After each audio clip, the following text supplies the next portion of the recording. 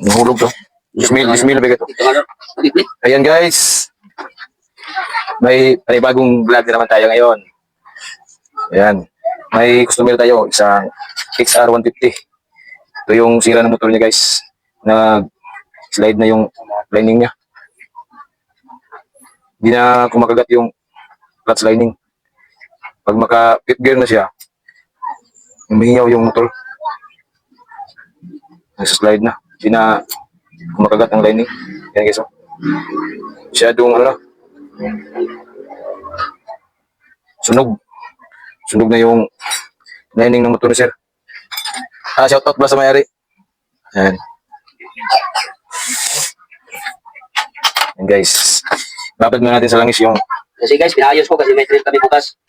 Babad ko muna sa langis yung... sa oil yung lining guys para... yung... hindi madaling maputod yung lining niya.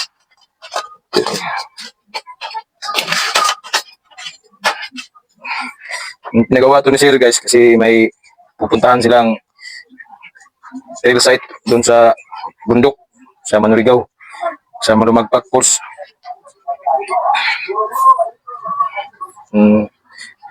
Nilitan niya ng cross lining para sigurado yung biyahe guys, walang aberya sa daan para more power. Tanggalin mo natin itong gasket guys para hindi mag-leak yung gasket ni sir. Ito ang pinakamasilan na trabaho guys, matanggal ng gasket.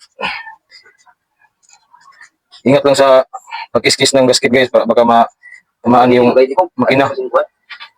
Matamaan yung makina. Yan yung magsanhi ng leak guys. Pag matamaan yung makina guys, hindi na kasi pantay yung lapat ng cover. Pag maano yung makina, kailangan dahan-dahan lang. Sa mga gustong mag-ayos ng motor guys, comment lang. Kung gusto nyong magpa-home service, gusto nyong ma-private yung motor nyo, PM lang guys. Puntahan ko. Dito lang sa Davao de Oro.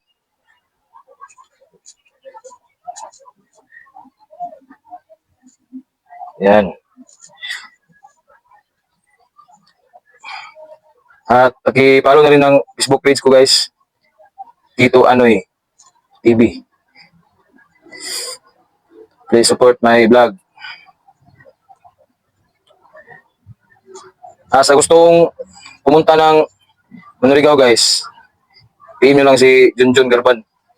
Kung mahilig kayong mag-trail, naghanap kayo ng extreme na daan, more extreme, at bagong trail site, PM nyo si Junjun Ugis Garban. Search nyo sa Facebook. PM sa kanya guys, kasi sila yung may authorized dyan sa lugar na yan guys, sa Malumagpak Falls, para makita nyo yung ganda ng falls doon guys.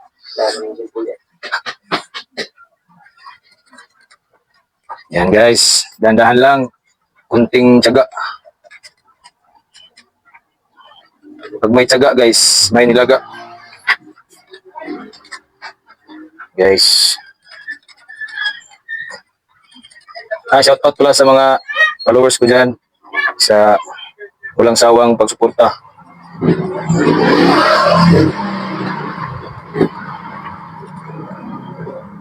Hindi ko na kayo isa-isahin kasi napakarami ninyo. Doon pala sa nagtatanong ng video guys, doon sa naganap na motocross sa Compostela. Sinsya po guys, hindi ako nakapag-video kasi hindi ako nakaabot. May nakaraan pa kasi ako, may pinuntahan pa. Hindi ako nakaabot sa kanilang event. Sayang. Masaksihan sana natin yung nangyaring trahedya guys. Klarong-klaro sana yun kung naliparan natin ng drone.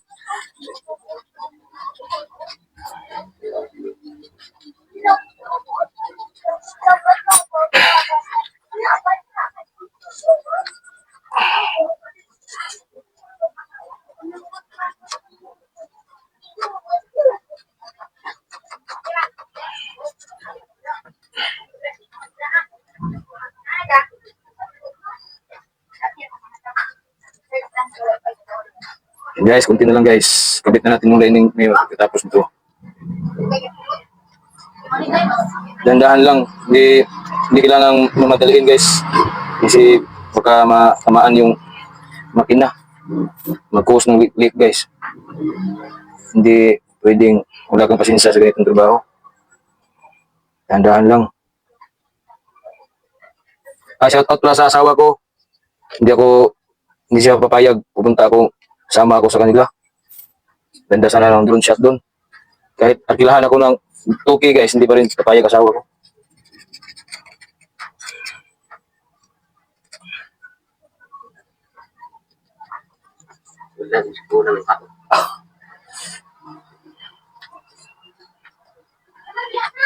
Yan guys, abang na lang mamaya pag nasimbol ko.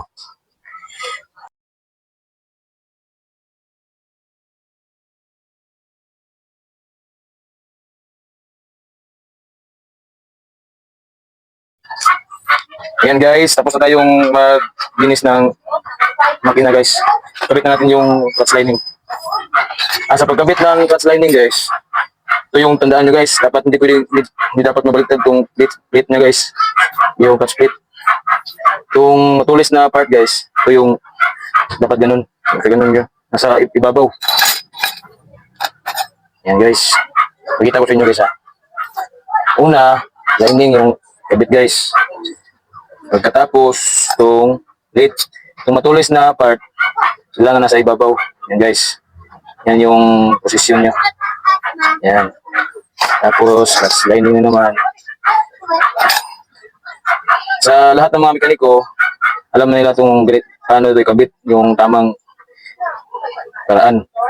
Itong video ko guys, para ito sa baguhan pa lang. Yung first time pang makakabit ng lining. Siguro sa ibang mekaniko, matagal na silang gumagawa ng ganito. Baka may hindi pa alam ba kung paano yung tamang pagkabit ng clutch plate. Dapat itong matulis na part, ganyan ang paglagay. Yan. Guys. Dapat yung clutch lining nyo, babad nyo muna sa langis o sa oil. Para hindi madaling mapudpud yung groove nya. Yan guys. Yan. Saka ito yung last part. Guys. Yan guys.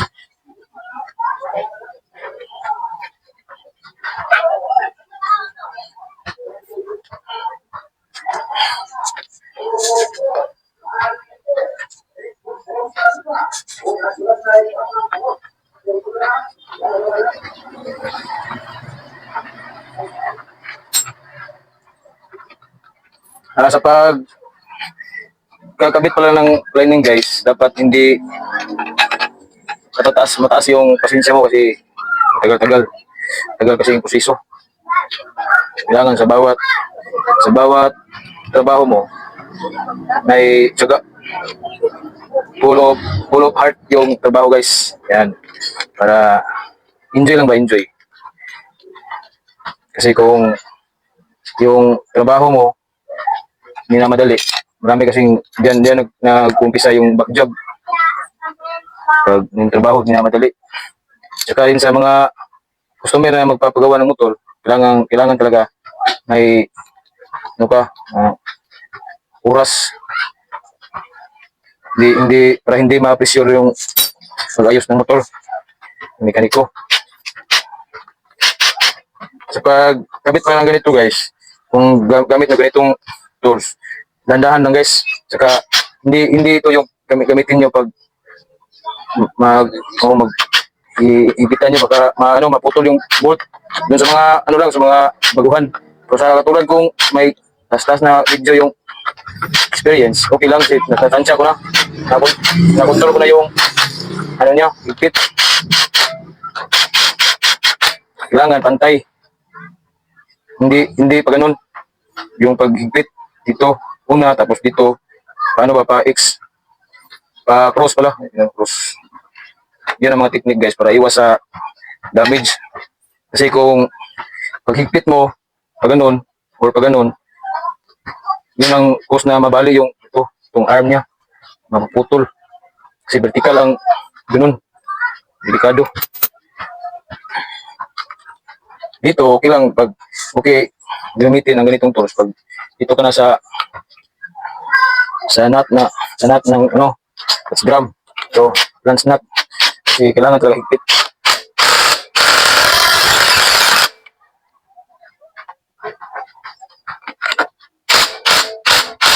Yun guys. Yun guys.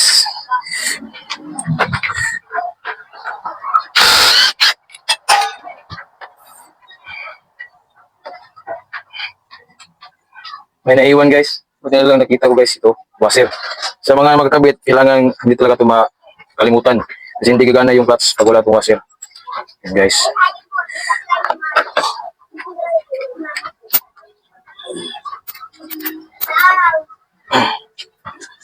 Fast forward na natin guys. Kasi inantok na yung may-ari.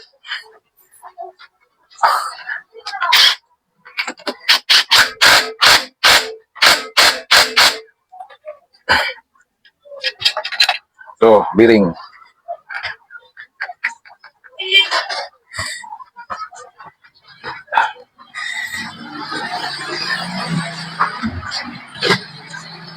Splitting nga G-spray. Yan. Kuha tayo ng tools guys. Bumili yung customer ng Coke. Para daw. Yan, shout out sa may-ari.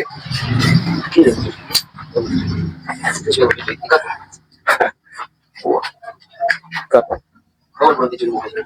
Dawal yun. Panguban ba yung mga kuwan kayo no? Kwarta lang sila no? Katugay. Hindi natin mo mabayulis yun no?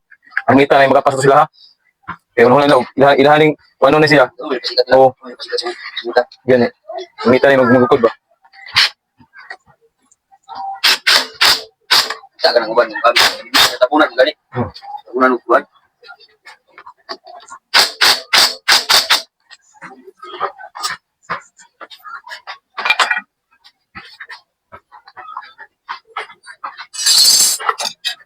Eh, ang wilsil guys, kapalit guys. Ano ito?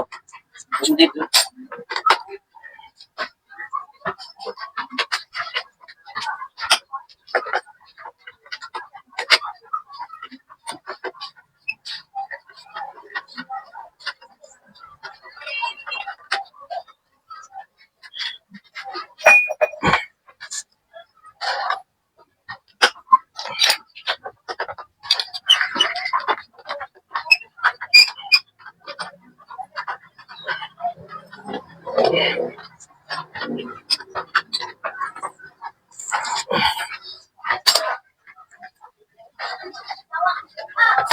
Yan guys, at saka huwag niyo kalimutan mag-subscribe guys. Please support my vlog. Tito Anoy. At pag-i-follow na rin ako sa Facebook page ko guys. Kung di gayon nun. Right.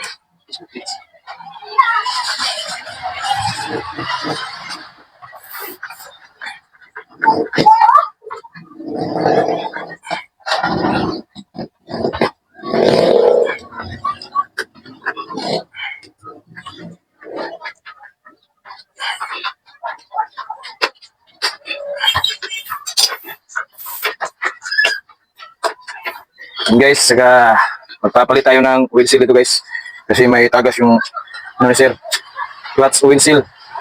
Ito sa kanyang arm guys. Kasi tinanggal na yung cover. Palitan na lang. Para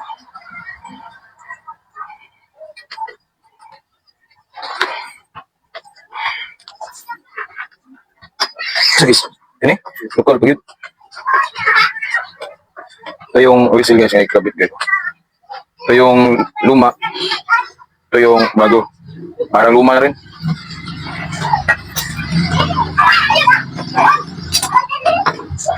Sa pagkabit pa na ito guys, dapat lagyan nyo ng oil para hindi tamaan yung or ma-damage yung oil seal. Tapos pupukin, dandan lang. Saka pantay yung ano guys pantay.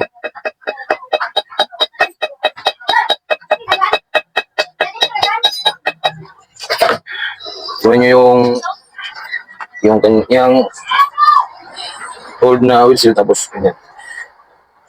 Para lapat na lapat talaga.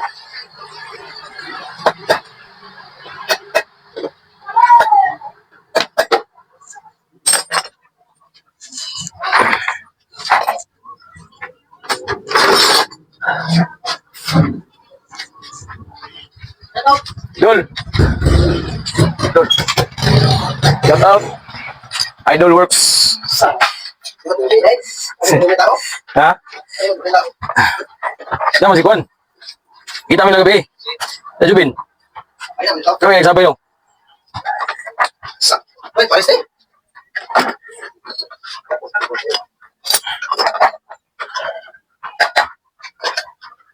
Ay, bagus. Tuloy na. Tuloy na.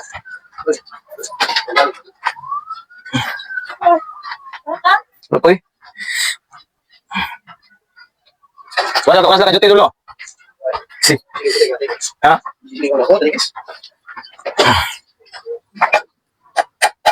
Sige ka. Kailan sa gamay ni. Shout out. Ikaw sabay sila Madul. Ako mo kayo ulit dulo.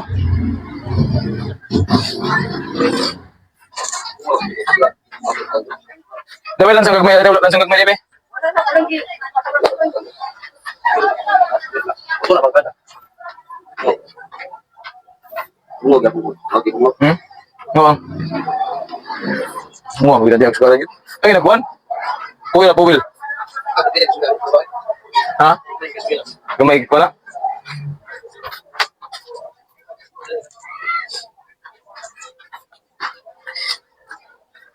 Lag ba? Pira lang sa gamay guys be. Siya, Mio. Okay. Ito na sa kung napalit ba kang kuan. Kang Jake nga sumawi. Namay minus brad niya namin sa mga cover nga. Sika ko pa. Mio nga, asibad nga. Bag nga. Katan? Oh. Alexis. Guys, may tayo kung spilan sa guys be. Yung gamay guys.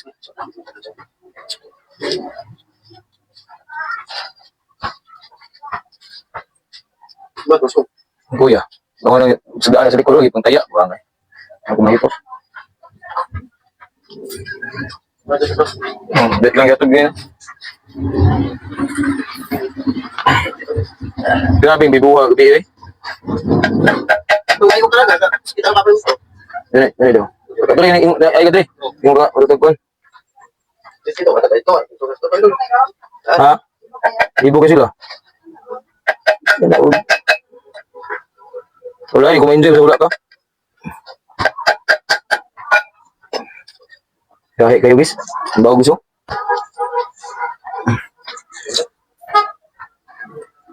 Yan to. Ibaya kung bata ato asa naman itong mga kilag doon. Gani, sakin niya niya pa uli. Bentukan ba?